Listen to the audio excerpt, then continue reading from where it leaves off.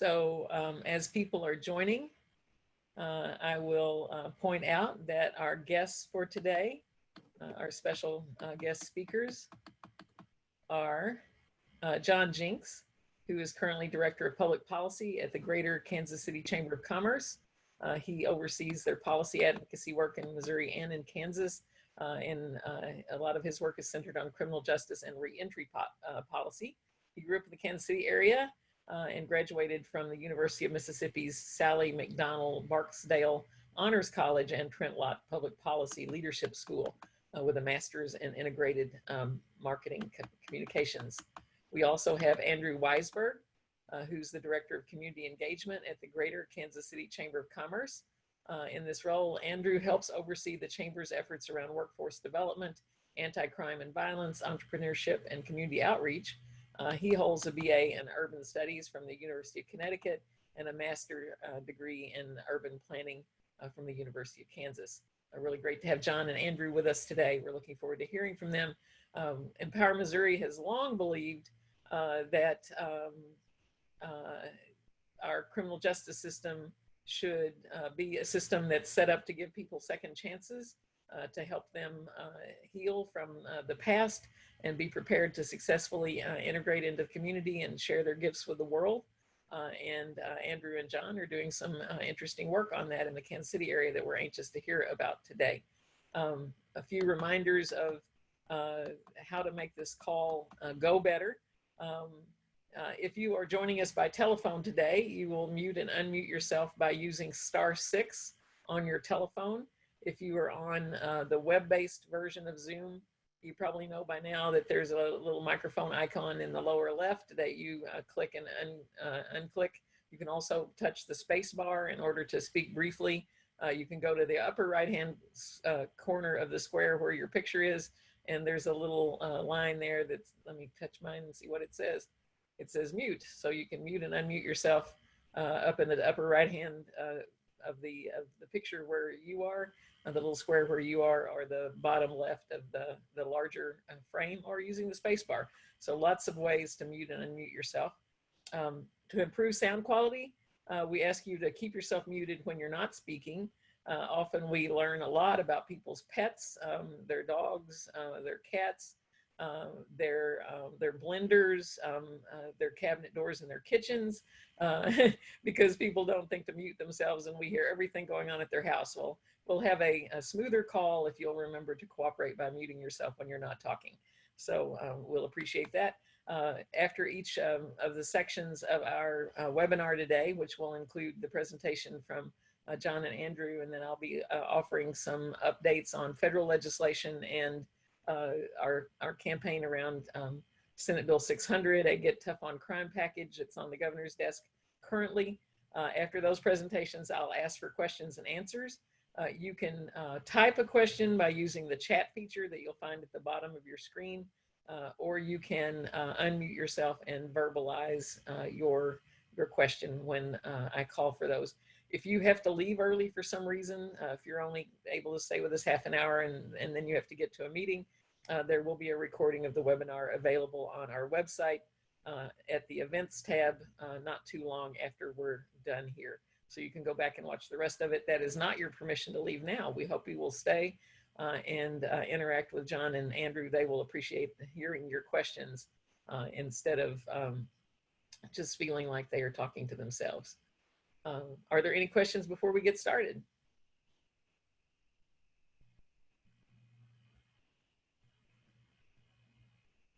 Okay. Then looks like we have a little lighter attendance than we have sometimes today. We will hope some more folks drift on in. We had close to 50 people for our last webinar. I am aware, and I'll be talking about this a little bit in my presentation later, that a whole lot of people are feeling fatigue right now. A lot of people in direct service agencies that are part of our particular base of supporters have been working for many, many weeks in a row now, responding to the economic downturn, higher rates of unemployment, higher rates of hunger, challenges in meeting expenses around housing. and a lot of our advocacy network is a bit tired, and I'll be asking for your help to think about how we both give each other some respite so that people can rebound their energy, but also how do we reach some new advocates who would advocate with us for some things that need to happen if we could just reach them. So I'll look forward to talking with you about that later. So John and Andrew, I hope that you will realize that these 10 people that are with us right now are really primo folks who are movers and shakers in their communities, and that they will help get out the message to some more folks, and that a lot of people will also watch this webinar as a recording. We have over 60 people on our Smart Sentencing Coalition list, and the topic of reentry and how to help people with employment is very important to them. So I know that a whole lot of those folks will come back later and watch this video. So thanks for being with us today, and I'm going to mute myself and turn it over to the two of you to present. Alrighty. Well, thank you for that introduction. And actually, I've noticed that too with some of the webinars that we've been hosting, that attendance has kind of gone down. I think a lot of people are also taking vacations or just time off. I've gotten a lot of bounce backs on emails lately. So I'm going to go ahead and share my screen now. It's a very short PowerPoint, but it's kind of a good visual aid for you. So can everyone see it? Thanks. So there we go. Yeah. Okay, great. So again, yeah. So John Jenks, Director of Public Policy at the KC Chamber. I mostly head up the Kansas and Missouri State Affair advocacy work. So I'm in Topeka and Jefferson City. John, your voice is drifting out, in and out just a little bit. So okay. I don't know if you can. I'll try to lean a little closer to the computer. All right. Okay. So yeah, I head up our Kansas and Missouri state advocacy work. So I'm in Topeka and Jefferson City quite a bit from January to May, and also head up or co-head up the criminal justice work with Andrew Weisberg, who's my counterpart in a different department here at the KC Chamber. So a little bit of background on the Chamber's involvement in criminal justice and returning citizens. It started about two years ago. We had a few board members approach us or approach Chamber staff and Chamber leadership on the need to do something or to get involved in Kansas City's crime issue. There, as we all know, and most major cities are experiencing or had been experiencing an uptick in crime over the past few years. So we studied this topic extensively and really were thoughtful in how the KC Chamber could be involved or help remedy the crime problem in greater Kansas City. We studied a few different chambers, we looked at a lot of chambers around the country and realized that there's very few that are involved in criminal justice work. However, we looked at chambers including the Los Angeles Chamber of Commerce, Greenville, South Carolina Chamber, Dayton, Ohio Chamber of Commerce, and Toledo were a few that we looked at, and actually were able to meet them at a convening in Columbus, Ohio, about a year and a half ago. They've ranged their range in involvement in criminal justice was really kind of all over the place. LA is a much larger chamber than we are. They have well over 100 employees, so they are much more focused on internship placement, job placement for at-risk youth, especially, so that 18 to 25-year-old age group. On the other end of the spectrum, Greenville, South Carolina was heavily focused on policy reform at the state level, so state criminal justice reform, and had been very successful in that actually for a number of years. As a result, we kind of blended, I guess, if for lack of a better term, blended the models and kind of came upon what we call the Workforce Opportunities Returning Citizens Initiative work. And Andrew gets full credit on coming up with that, the marketing genius. So, but it's a really great initiative that we're about to go into. So part of the research was explaining why the chamber would be involved in this. And part of this is that high crime rates affect every part of the Kansas City community. It's a barrier to attracting businesses, impediment to business creation in high crime neighborhoods. It inhibits opportunities for young adults, and takes away that opportunity for them to join the workforce and for our employers to recruit more qualified workers. It makes it difficult to provide a high quality education for folks, and it also disrupts the fabric of neighborhoods in our community. And so recognizing that, we realize that the chamber has a role in addressing crime and violence and has a responsibility to really help the community address this. We recognize that there are three parts to real reduction in crime. One is law enforcement, and obviously, that's been a top topic for the past month or so in our nation, and we do recognize that there are issues in the current way we do law enforcement, and we're studying that right now, actually, to work with community partners on recommendations for reforms in our policing practices. The second component of it is engaging our community and religious groups. Often these are community leaders in these areas, and really are a key component to addressing these problems and crime, issues of crime in these communities. And then also the business community. The business community can step up by doing what we're doing, and that is offering second chance employment. So the chamber's role in this is to coordinate programs to facilitate re-entry programs and employment opportunities for the formerly incarcerated. We call those returning citizens. We had been calling them second chancers or second chance employment, but somebody eloquently told us that a lot of these folks have never even been given a first chance. So we didn't really feel like we should use second chance because of that. That just really struck a chord with chamber staff and chamber leadership. So that's how we came upon returning citizens and sometimes justice involved individuals.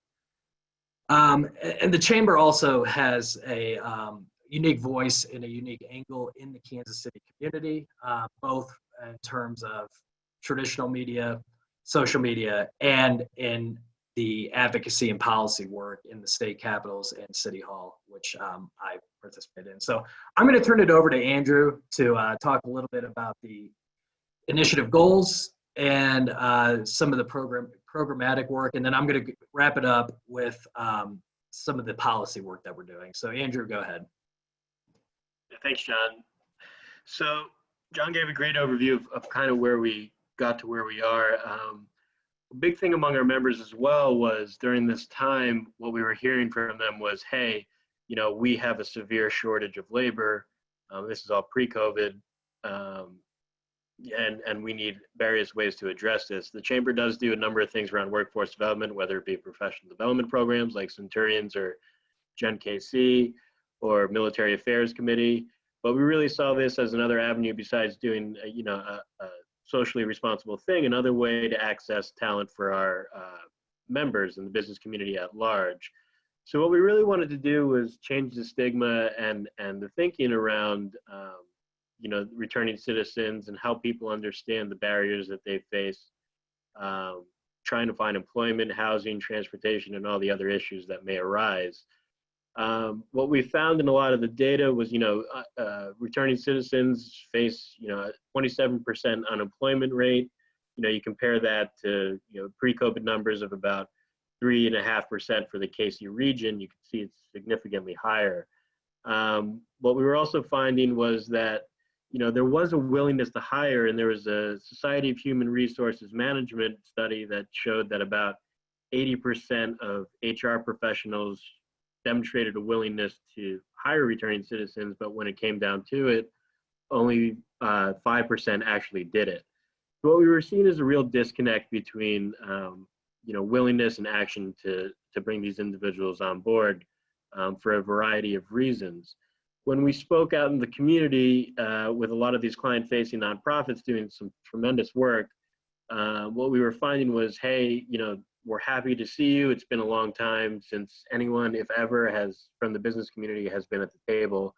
And this is great. They have their employers, they get some information from the state, but a lot of times that information is either outdated or the wrong contact. What we have found from our employers was that they were very receptive to the idea, and a lot of them showed a willingness to do it, but they told us they don't even know where to begin. So we saw our role as really trying to connect and bridge the two. So what we decided to do was we kick this off with a pilot program, really see how we could not only change the stigma behind it, humanize the issue, but just develop a strong talent pipeline of returning citizens. And from what we've heard, these are individuals who are loyal to the companies that hire them, extremely hardworking, and extremely productive. So the return on investment in regards to the business case is there. Just in terms of national GDP, the amount lost from returning citizens not being employed upon release from prison is about like $87 billion in lost GDP for the country.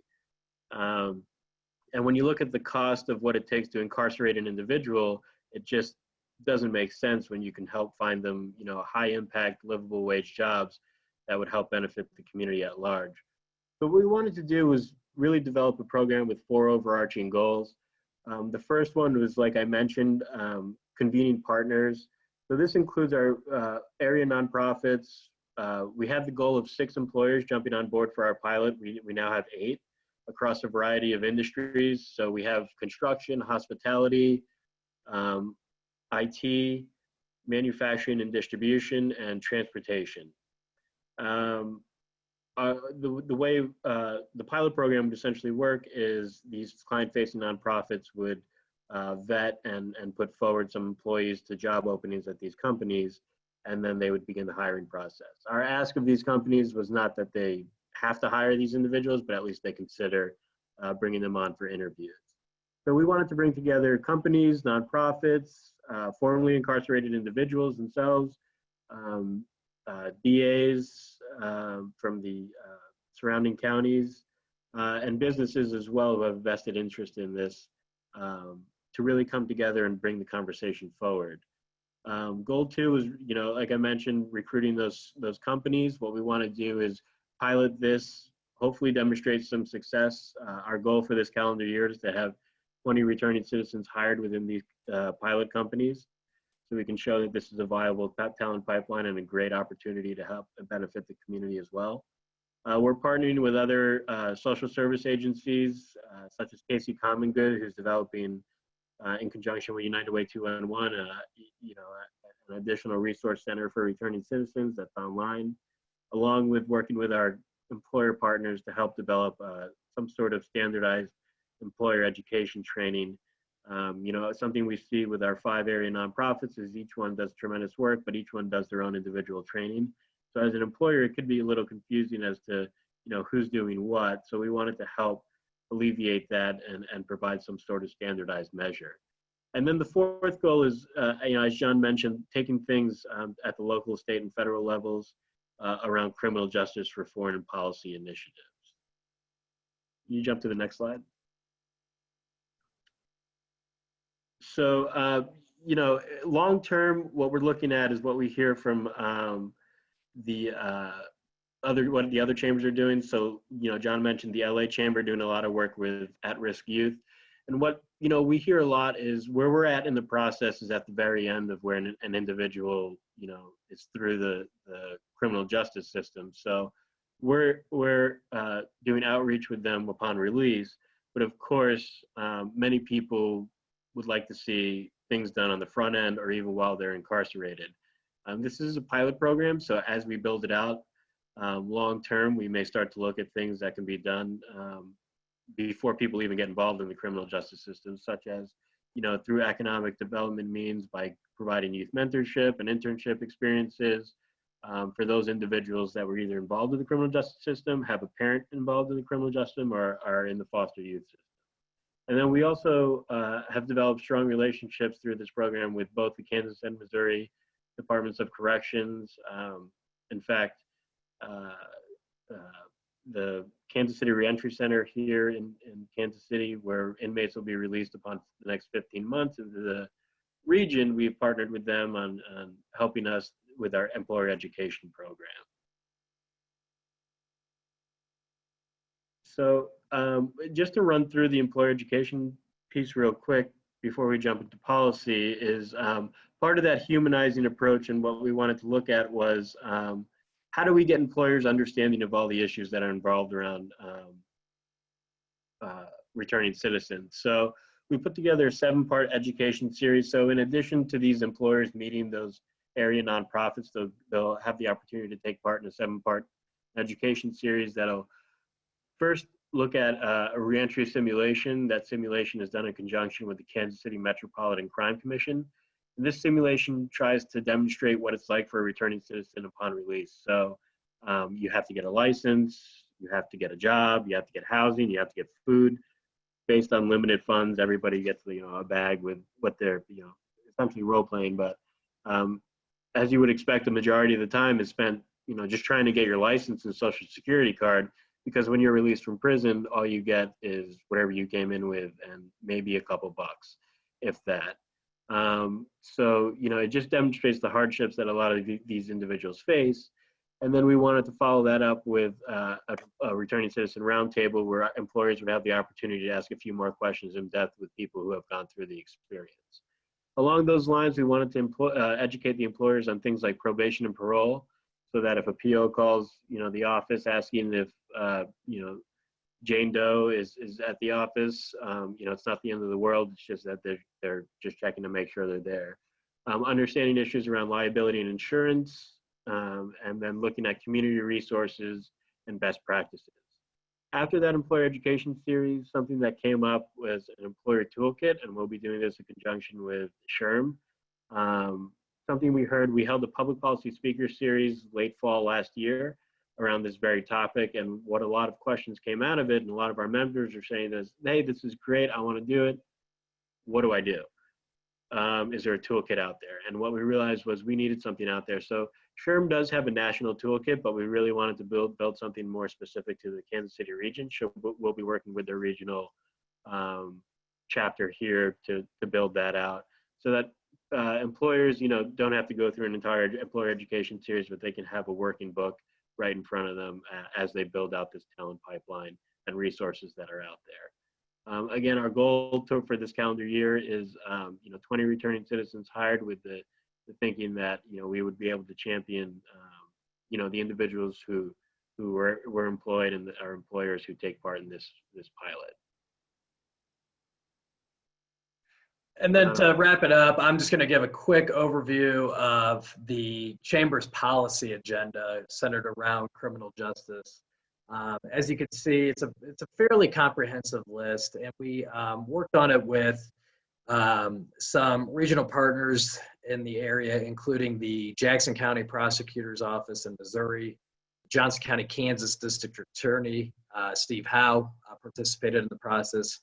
The Kansas State Chamber, actually, they are interested in some of these criminal justice reform aspects, like we are for the workforce development components, along with a couple businesses. So we're really looking at probation, parole, expanding those opportunities for folks, and some reforms in there. Sentencing guidelines, driver's licenses, so essentially ending the practice of being too poor to pay and pay fines, or paying child support, for example. We're hopeful to get some reforms on those. Professional licensure and certification, criminal justice infrastructure, that really goes with the prisons. We're hoping that both state and federal prisons maximize the space that they have to implement reentry programming in there. I don't know if everyone saw, but the Leavenworth, the prison at Leavenworth just received, I think, $300-something million to build a brand new facility there. So we're gonna hopefully be engaged in that process with them. expanding drug, alcohol, and mental health resources, and then data sharing among state agencies and departments to not only prevent crime, but really help with the rehabilitative process while they are in the justice system. So that's the end of our presentation, and I think we'd be happy to take questions at the appropriate time if anybody has any, or thoughts. Or one other quick note, Jeanette, I was just on a webinar with the Empower Mississippi group that you guys aren't affiliated with, Right. but they were talking a lot about civil asset forfeiture down there. They've actually made some good progress. I think 2 years ago they had a reform bill, but they're looking at some additional reforms, probably next legislative session. Yeah, there's been legislation filed for at least a couple of sessions in a row on civil asset forfeiture here in Missouri from Representative Dogan and from Representative Lovasco. Okay. So hopefully we will see some progress on that. Yeah, that'd be something we'd be probably interested in maybe adding to the policy agenda at some point. Well, we would welcome questions for Andrew and for John. Bob Fox has one. I see him waving his hand, and you've unmuted yourself. Go ahead, Bob. Hello, gentlemen. Thank you very much for your presentation, and thanks for the work you're doing at the chamber. We have to get our chamber here in St. Louis active with you guys in this. Have you tried to connect with our chamber, and is anybody interest there? So actually, last year we started a brand new collaborative with the St. Louis Chamber, the Springfield Chamber, and the Missouri State Chamber. Yeah. On policy. We did mention this to all of them. The St. Louis Chamber did mention interest in maybe taking some of what we're doing to there. We haven't followed up though, and honestly, with COVID and everything, it just that kind of momentum has tampered a little bit. But hopefully, we can reignite those conversations. I would love to help them along in this process. Well, good. I might be able to help with that. I'm close to the people there, and so just to give you a quick background on what we do, we've been studying mass incarceration and its negative impact on the workforce for 5 years and giving presentations throughout the state. And there's been a lot of interest in chambers of commerce and business community. And so I would say to you, one of the key issues is just getting the facts out to the business community about the value of reducing the number of people going into incarceration, because fixing them when they're coming out is a lot harder than helping them before they get in. And so I think your initiative to really look at this before people get involved in the criminal justice system is going to be critical. It's really hard to help people come back. It's doable, but first of all, we have to keep it. So the other thing I would say is there are several employment agencies around the country, including higher level here in St. Louis, that act as a bridge between incarceration and the real jobs. And so they actually hire people out of prison, and they have a 6-month training program. They take the risk out for the employer, and then the employer hires the person on a trial basis from them. And then if they're satisfied, then they hire them as a full-time. So employment agencies can act as a real step to help employers feel more comfortable with and take some of the risk out of directly employing people who are coming back from incarceration. And I'm happy, I've got more to say than we can say on this call. I'm happy you guys are doing this. St. Louis University is very involved in this type of work. Our friend Jeff Smith, I don't know if you know Jeff Smith, was a state senator who went to prison for a year. And he is very active in this area. We've got just huge amount of knowledge and information that we could work with you to bring to the Kansas City business community so they would get a better picture of what's really happening here. And there's so many to talk about, I can't talk about all here in this meeting. The other thing I'd say that one thing they do higher level, when company finally hires this person, only the people who are in the hiring part of the business even know that they had a prior record, because there's a big stigma. And you put them into these environments, and then the management's fine, HR's fine, but the people in the field who have to work with every day have this edge on them about, well, you were a criminal. And so they don't even let people know. So there's a lot of little tricks people are using around the country. to bridge these very difficult gaps you're trying to bridge. So I'm just offering myself and our project and people we know here as a resource. We've actually been in front of the Missouri Supreme Court with our presentation, many legislators,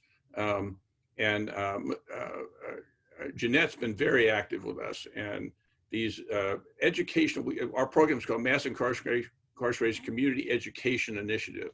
So we're about, and I'm a businessman, and I'm on the board at St. Louis University. My wife's on the board at Washington University. We're involved with the Chambers of Commerce and innovation and all that stuff here, but we're one of the few people that's willing to talk about this stuff with our peers.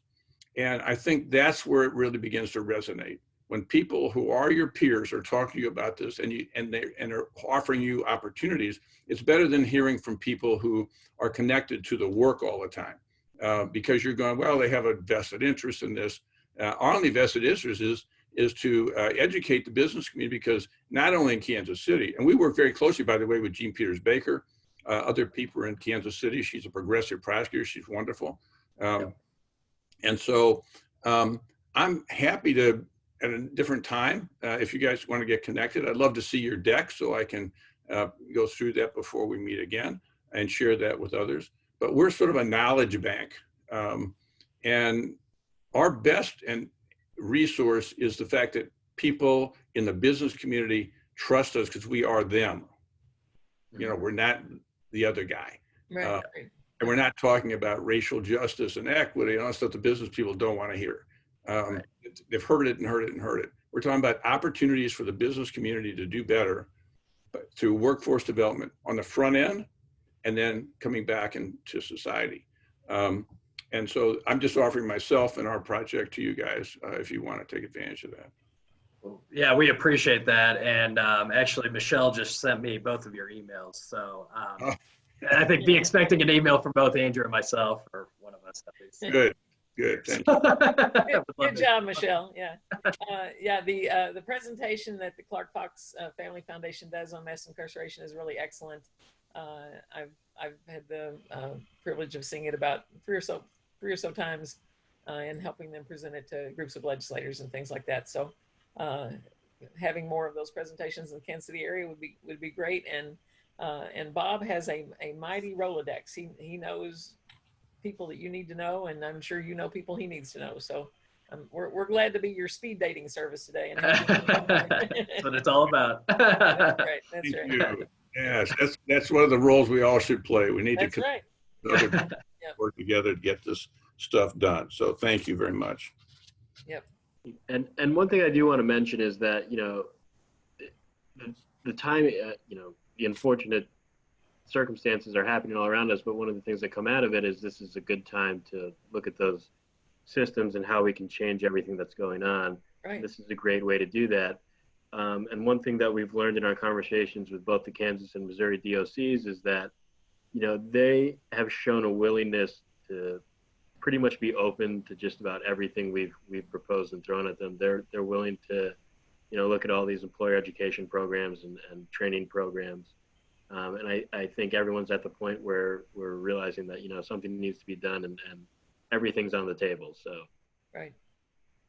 Yeah. And part of what Bob is modeling there is how do you appropriately use white privilege, if you know that you have it, in order to, you know, connect with other people who can see that policies, practices, and procedures change in ways that break down structural racism. So good modeling of the kind of thing that needs to happen, Bob. All right, are there other questions for John and Andrew? You mentioned that that crime and violence get in the way of education. Could you say a little bit more about what you mean by that? I had a picture that popped in my head immediately, which was a friend of mine who years ago told me that she was in St. Louis City in order to try to get her son to the best school that she could. She had him in the voluntary desegregation program where he was traveling by bus a long way to go to an integrated school, a school that's probably predominantly white, but an African-American kid going out to the county to a school. But he was missing school because he was getting beaten up waiting for the bus. And, you know, she told me just some heart-wrenching stories about the violence against her kid. So that would certainly be one way that violence would get in the way of education. But could you help us understand more about what you've discovered in the Kansas City area? Yes, so something that comes up quite a bit and something that definitely needs a lot more funding is there's a need around trauma-informed care. And what happens with education is a lot of these students are either in situations or an environment where crime is either clearly visible in a daily, or they're witnessing parents or family members in crimes. A lot of under-resourced communities have houses that are known throughout the neighborhood as places where illicit activity occurs. So these students are exposed to a number of things. A couple of years ago in Kansas City, some bullets flew through a school bus on its way to school. And those are severely traumatizing things with the sort of student that'll carry with them, without proper care for the rest of their lives. And these are things that are occurring, on school grounds, near school grounds, or in their homes. So severely, detracting from their education, and what could be done. And what it does is really take away resources, or really push the need for more resources around this at the school district. But then what happens is, we can see what's going on even with police departments today, and the conversation that's going on is that police officers also are being asked to, serve as social service, officers and take care of, trauma that's going on. So crime and violence definitely plays a strong underlying impact on students' development and their needs going forward. Thank you. Any other questions for John and Andrew? Well, one thing I just asked them to think about, in your presentation, I didn't see where you're really advocating with the business community for a smart on crime approach to criminal justice.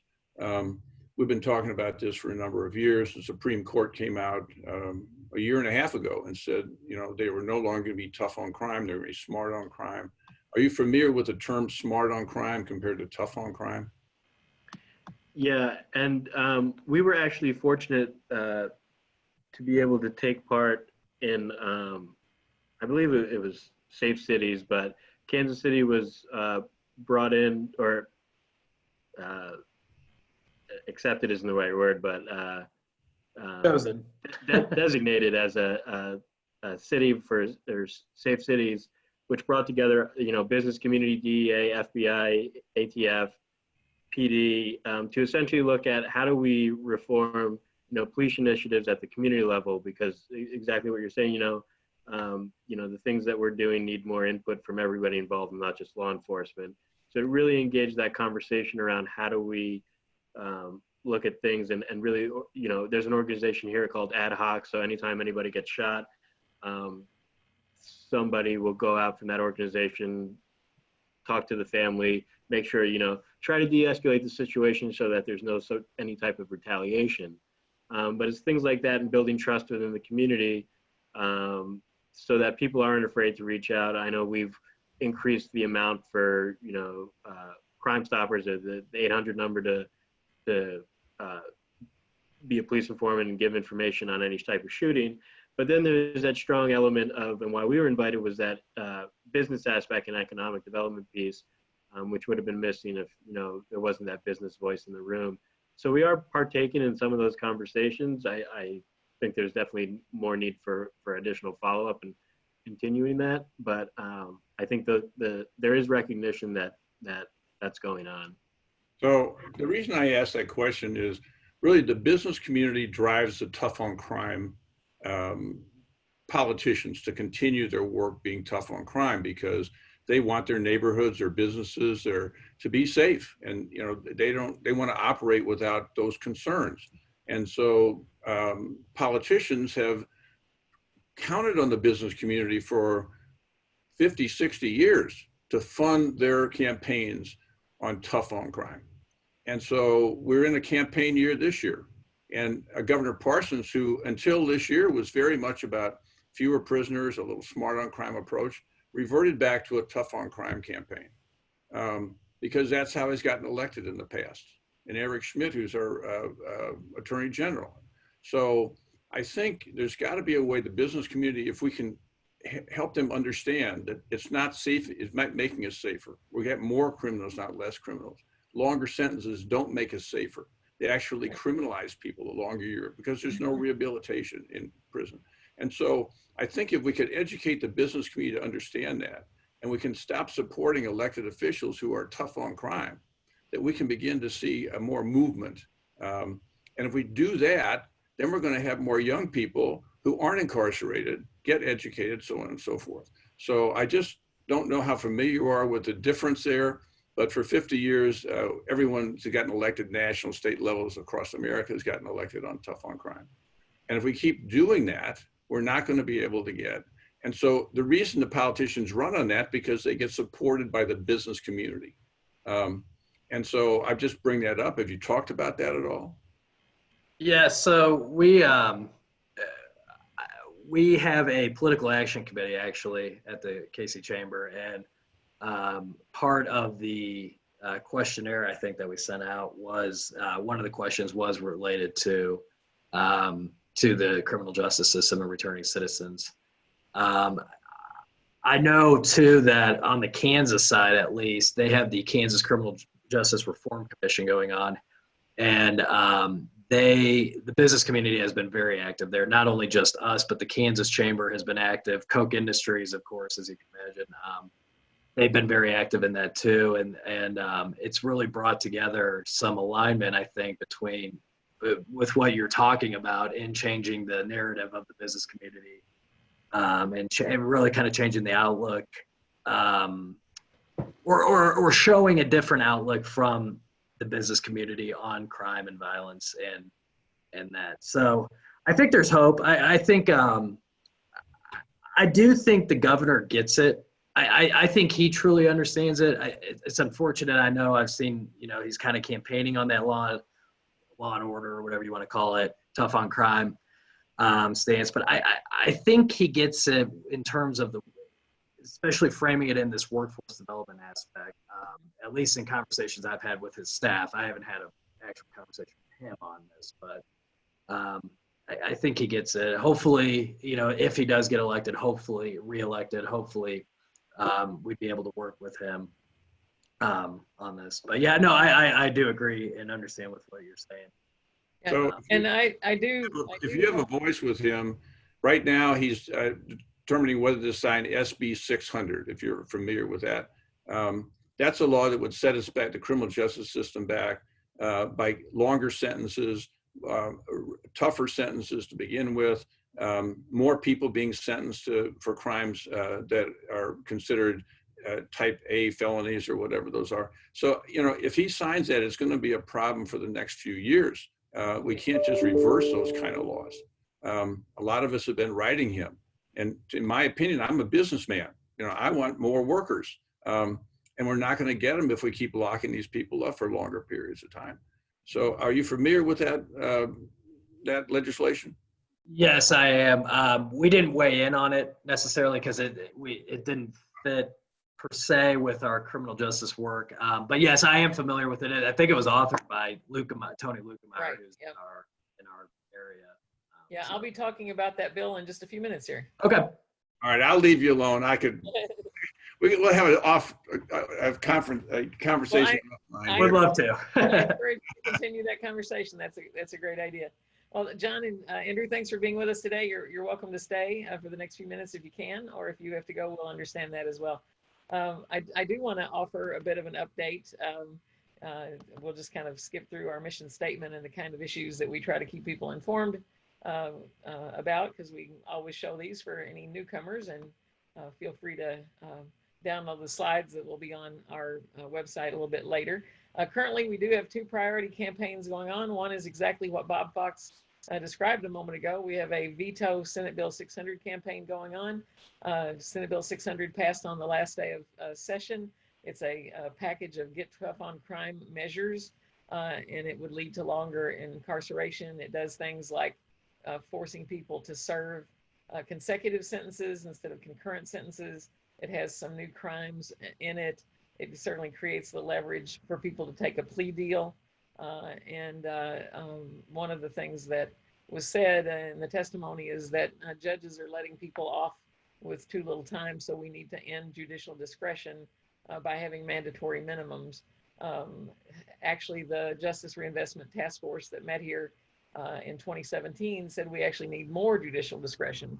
Judges need to be able to do proper risk assessment and not spend money on incarceration if that's not what is really needed for someone. So it does fly in the face of what research tells us is a good way to go. We also have a campaign going to try to make sure that the U.S. Senate does a new package of aid. Missouri is in terrible trouble around the unemployment level. You've probably seen the long lines waiting for food at food pantries on some of the news programs. I think you know that hunger has gone up among children, partly because of the school meal network being interrupted by COVID-19. There is some help coming for families with children that I'll make sure that I announce to you just a little bit later in case you haven't heard about that yet. We know that it would really help if the federal government would include a 15% increase in SNAP benefits and $100 billion for rental assistance in the federal package. So we've set out the ambitious goal of doing our part by trying to generate 2,000 contacts with Senator Blunt and Senator Hawley over the next 20 days. So you may be seeing this graphic in social media. Quite a few people have shared this after I put it on my Facebook page. This is the graphic we're using to try to get people interested in being advocates on Senate Bill 600. The governor has to act by July 14th. We have some signals that he won't make a decision until at least June 21st because he's given the Department of Corrections and others, like their liaison, is involved in doing the bill review, and maybe a few other people are involved as well. And they were apparently told that they have until at least June 21st to get their information in. So we think the decision will come between June 21st and July 14th. We were 8th in the nation in the incarceration rate per capita in 2017. We know that mass incarceration is structural racism. If you've read The New Jim Crow by Michelle Alexander, an excellent book, that's explained very carefully there. We know that African Americans are disproportionately represented among who's in prison. Senate Bill 600 would expand mass incarceration in Missouri, and we think it's a better idea to invest in Black families than into prisons. Governor Parson did say on one of his recent press conferences when asked if he's made a decision on Senate Bill 600, he said he hadn't made a decision yet, but that he's not interested in building more prisons. That was a very helpful comment, showing that he's still open, I think, to the kind of information that we're trying to get across to him. So if you go to tinyurl.com /veto-mo-sb600, you can get our action alert, or if you go over in the chat box, you can click right on that link and get our action alert that helps you send a message to the governor. There's a pre-populated email template there that you can edit into your own words. It will be more effective if you change it some so that it doesn't look like just a bunch of form letters going in. You probably know how you react when you get a form letter. People in government don't like to get form letters either. So change the subject line to make it your own and change the message to be in your own voice, and then click send and send that off. And we will really appreciate that. Some things about Senate substitute for Senate Bill 600. We know that the policies in it have been costly failures, that tough on crime was the reigning philosophy in the 1980s, 1990s, the first decade of the new century. And so we have lots of data to show that long-term incarceration is not a deterrent from crime, and that it actually is counterproductive. That there are many other things that we can do that work better. We know that Black and brown communities are disproportionately imprisoned. 55% of those imprisoned in federal, state, and state prisons in the U.S. in 2015 were Black or Latino. We know that the fiscal note on this bill says that the Office of State Public Defender is already stretched as far as it can go, that they cannot assume that existing staff will provide effective representation for any new cases arising where indigent people are charged with the enhanced penalties for offenses committed. What happens when people don't have access to adequate defense? Miscarriages of justice happen. It also really increases the pressure on people to plea bargain, even if they believe they're innocent, if they believe that they haven't done something serious, they may accept some time in prison because of their fear that they won't be able to beat the charge. And they have every reason to fear that, unfortunately. There's also some criminal gang activity language in this bill. And we fear that often when people raise the gang language, that there is some racial signifying going on there. That it's one of the ways that people conjure up black faces without saying things about black kids. They talk about gangs, and this bill does not follow the guidance of people that work in intervening with gangs or helping kids decide not to join gangs. There are some things that work, but just making it easier to convict kids who've had some gang activity is not on their list of what they want to see done. So it goes against the best practices list, and we would ask you to access the template and to send an email to the governor. You can also call his office at 573-751-3222. One of you on the Empower Missouri staff that's on the call today, or a helpful person like Michelle that sent off some messages for Bob earlier, might put in the chat box 573-751-3222, so folks know the governor's phone number for the office there. You probably won't reach the governor, but someone should take your message. And I suggest you say you will convey this to the governor for me, because it's important that they know that you want your opinion to count. On the other topic that we're working on, Missouri, the tax collection was put off to July because of the COVID-19 pandemic. So Missouri's revenues are way down, partly just because people didn't send in their check in April like they normally would have. The governor's done 3 rounds of withholdings so far, and that included on June 1st, a big set of cuts to K through 12 and higher education. So $123 million out of K through 12 budget, $6 million out for community colleges, $34 million out of 4-year institutions. The money that's come so far through the first and second relief packages from the federal government was very strict about what states could do with the money, and a lot of it was actually direct kind of COVID-19 response. PPE for some people in say like people working in children's division, if they are doing home visits to investigate abuse and neglect, they're going to need to wear proper PPE, obviously, to do their job if they're going to be entering homes. Different kind of state agencies have to do deep cleaning that they haven't had to do in the past. That all costs money, and there are some things there that can be done with the CARES Act money, for example, but you can't use it to like backfill your education department if you've had to make cuts. So we need a new package of federal relief that helps our state around Medicaid and Medicare costs, around what the departments of government need to do to provide essential services. But we also especially need help for the very basics for our citizens that are having hardships because of the economic downturn. We need more food assistance, and we need more rental assistance. So the U.S. House did pass a bill, the HEROES Act, H.R. 6800. At first, Senator McConnell, talked like, well, that's just kind of dead on arrival. We're not going to pass something like that. Now we hear Senator McConnell talking more like, well, we will eventually offer our own package. But certainly it's taking a while here. And I guess I could remind you that our state budget in Missouri starts on July 1.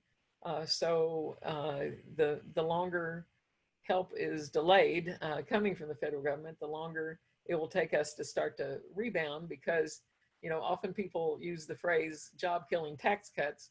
It's also true that there are job-killing budget cuts, because when we cut the money that government would be spending on essential programs and services, people lose jobs. If you have to lay off teachers, if you have to lay off janitors, if you have to lay off people that drive vans in order to take people to Medicaid appointments, that's people out of work, which means more people apply for unemployment, and there's less money to be spent in local economies, which just keeps pulling everything down.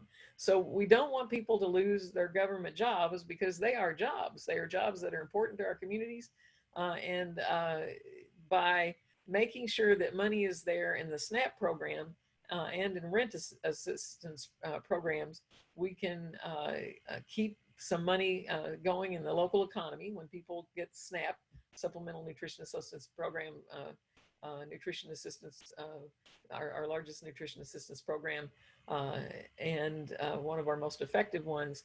That money gets respent in the local economy. If you spend your SNAP dollars at the grocery store, some of the money from that goes to pay the clerk and the people that unload the trucks, the people that drive the produce to the places that can the goods that got bought with the SNAP benefits. All the money gets turned over in the local economy. The people that work at the grocery store and the vendors for the grocery store wind up going to buy school supplies and clothing and a new washer and dryer or a car or whatever. When they spend their paychecks, it helps pay somebody else's paycheck.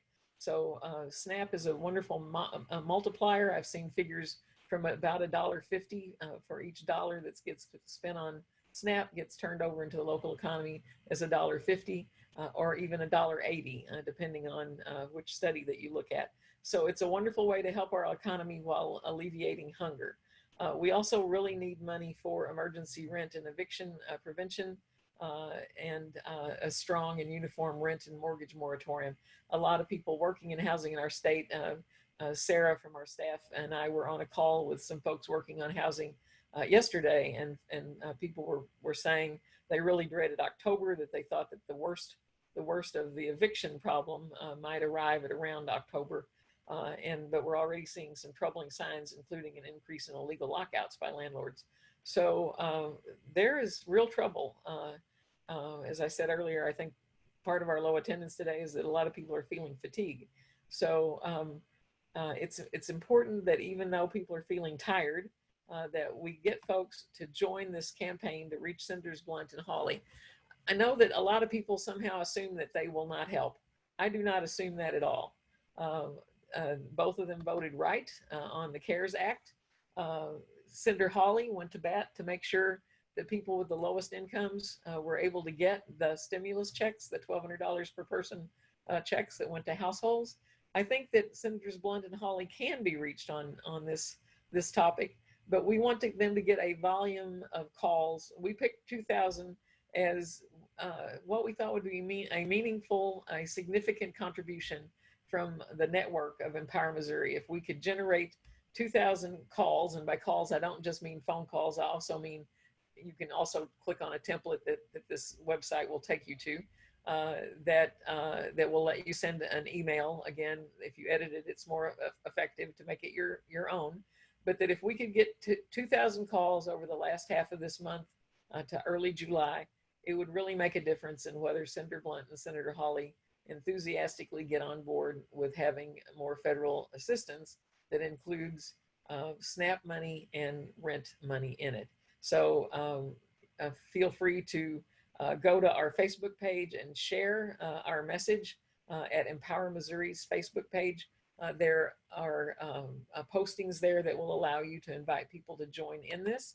I wanted to invite you to think with me about how we combat compassion fatigue that's out there just now in order to reach our goal of 2,000.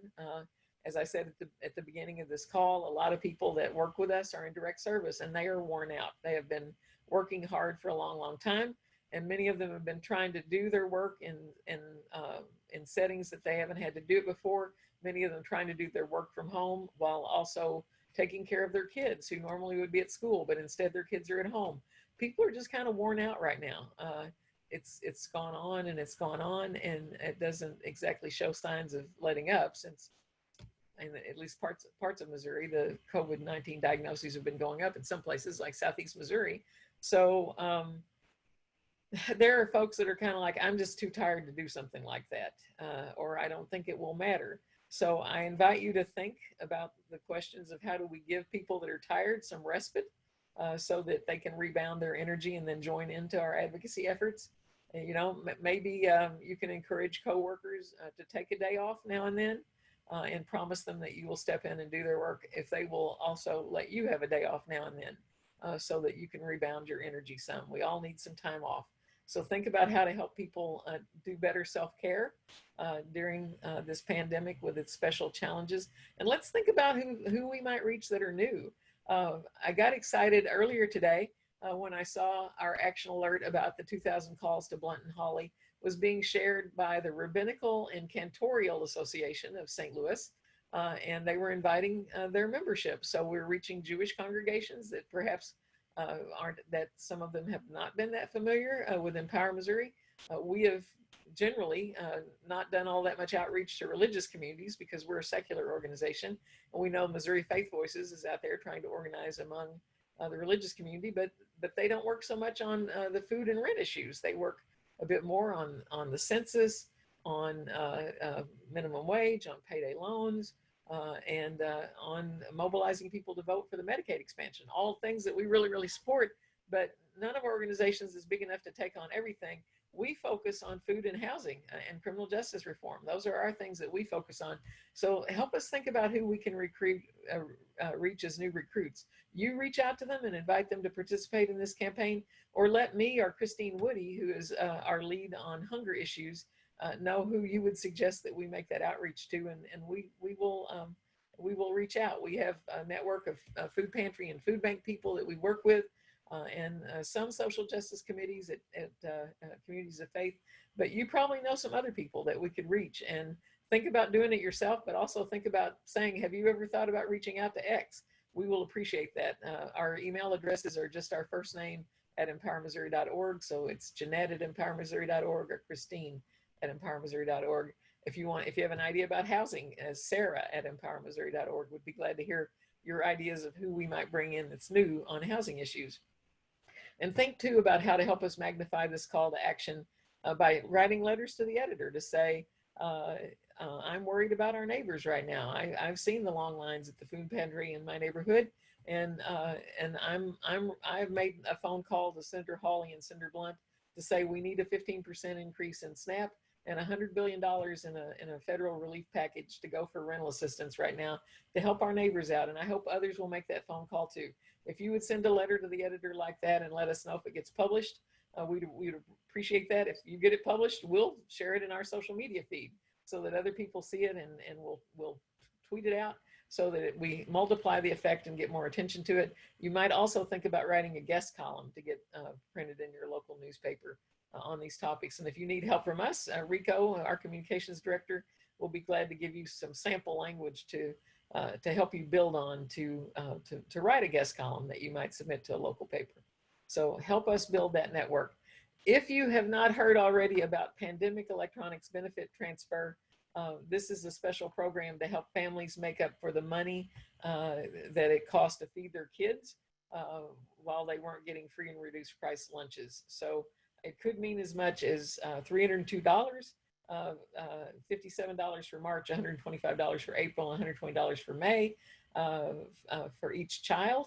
And we think that there's probably 458,000 students that could qualify for this benefit in Missouri. We want to make sure that they all apply. If their families weren't on SNAP in March, they're going to need to apply. So think about reaching out to people and let them know that they need to connect to the Department of Social Services to get that money. I also want to remind you of our smart sentencing call tomorrow, where we'll be talking more about how to get the veto on Senate Bill 600. We'll be meeting every Friday until our veto campaign ends, and then we'll meet monthly for the rest of the year. The Affordable Housing Coalition meets Monday, July 13th at 2 p.m. The HIV Justice Coalition meets next at 1 p.m. on Friday, June the 26th. We invite you to any of those meetings where we are working to win evidence-based public policy. Our next webinar will be on my birthday, July 16th. So come party with me. You know, if you like cake, bring a piece and eat it during the call as a way to celebrate my 66th birthday. And if you wanted to donate $66 to Empower Missouri as a way to celebrate my birthday, I'd be pretty happy about that too. So come party with me on July 16th. And our topic that month will be vote like your life depends on it, because guess what? It does. One of the great things about August 4th is we have a chance to improve our Medicaid earnings rules so that we close the coverage gap and workers with low income have a chance to get affordable health care. It will really help Missouri's budget if we pass this initiative, the Yes on 2 initiative. And in order to prepare you to do a good job with that, our guest speaker will be from Missouri Healthcare for All, Nomashad Adiang will be, and we will find out how badly I did in pronouncing her name when she comes next month, because I'm not sure about that yet. But that's how it looks to me. And she will be our speaker on how to pass Yes on To on the August 4th ballot. And you can see there her background is in community organizing, which she's done for 7 years. Right now she's focusing on closing the Medicaid coverage gap. And she's passionate about building collective power in ways that cultivate strong, authentic relationships. We're pretty passionate about that as well. So come here, Namashat, on July 16th, and there's how to reach me. Anybody have any questions about my slides?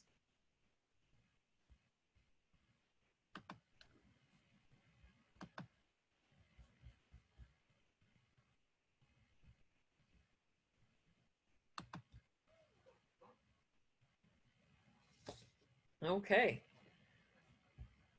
Well, I'm really glad to have had you all on the call today. Any last announcements for the group? Let's see if there's any questions in the chat box.